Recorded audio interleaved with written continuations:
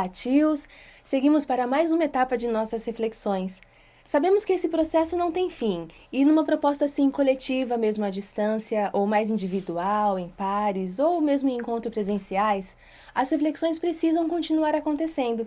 Até porque é nessa interface do refletir com as demandas da prática que emergem novas necessidades formativas e novos saberes.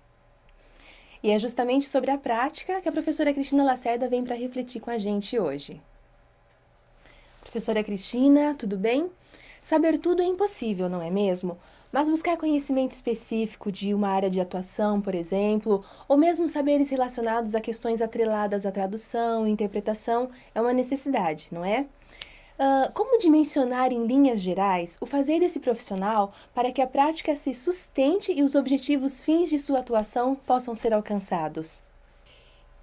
Na atuação do intérprete educacional, o foco maior, o objetivo do trabalho dele é que o aluno que está no ensino superior aprenda, que ele tenha acesso aos conhecimentos que estão sendo trabalhados.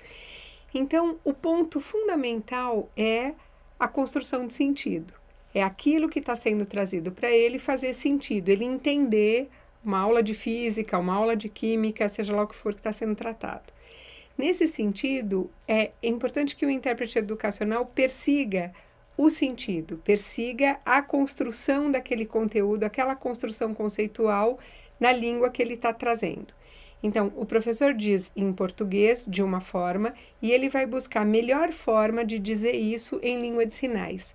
Quando ele escolhe essa melhor forma, talvez alguma coisa se perca, talvez alguma coisa seja acrescentada, mas isso faz parte do processo tradutório, não se trata de um pecado.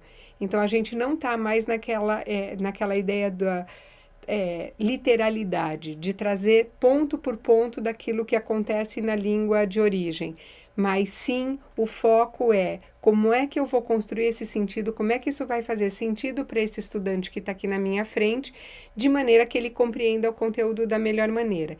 Então, ao longo do trabalho que ele vai fazendo, ele vai ajustando isso na relação dele com o aluno e na relação dele com o professor. Ele vai descobrindo formas melhores de dizer, ele vai errar, ele vai escolher caminhos que não vão dar bom resultado, mas é nesse trabalho construtivo, criativo, da relação, dessa tríade, é que vão aparecendo as soluções. E é importante que o intérprete esteja livre para transitar nesse ambiente, para ir buscando essas soluções. Eu acho que é daí que nasce a boa interpretação. Não é de alguma coisa que você treinou ou tem uma técnica pronta que você traz com você, não. Essa técnica, essa estratégia, isso vai acontecer nessas relações.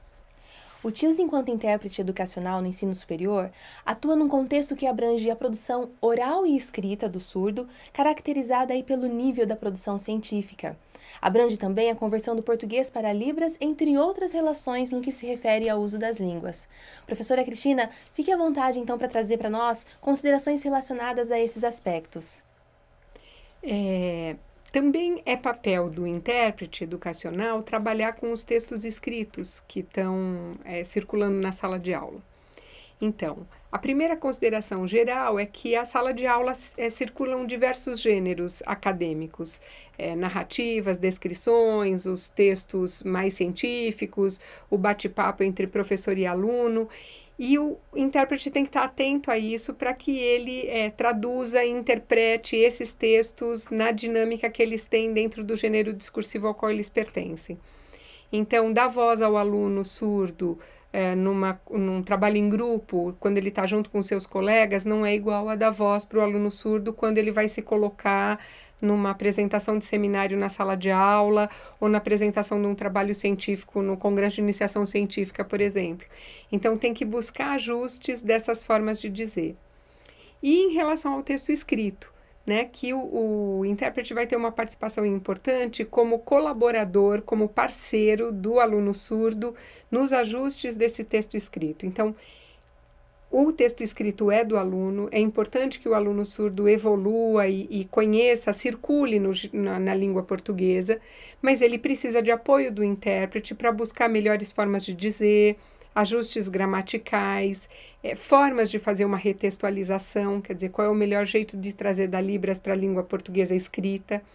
E nisso o intérprete tem uma competência na língua portuguesa que pode ajudar esse aluno com dicas, com pistas, com negociações que vão trazer um texto melhor.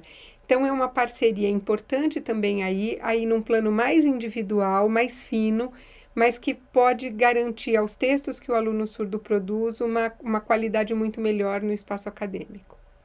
A dinâmica da atuação do TIOS na prática faz emergir uma reflexão sobre o que se faz, acionar os recursos da língua e mesmo do processo tradutório que mais se adequem às diferentes situações que a prática nos impõe. E gerir toda essa dimensão, tanto do fazer quanto do ser TIOS, da construção da formação profissional, da atuação na prática e do processo tradutório, é um grande desafio. Um abraço a todos, obrigada professora Cristina e até mais.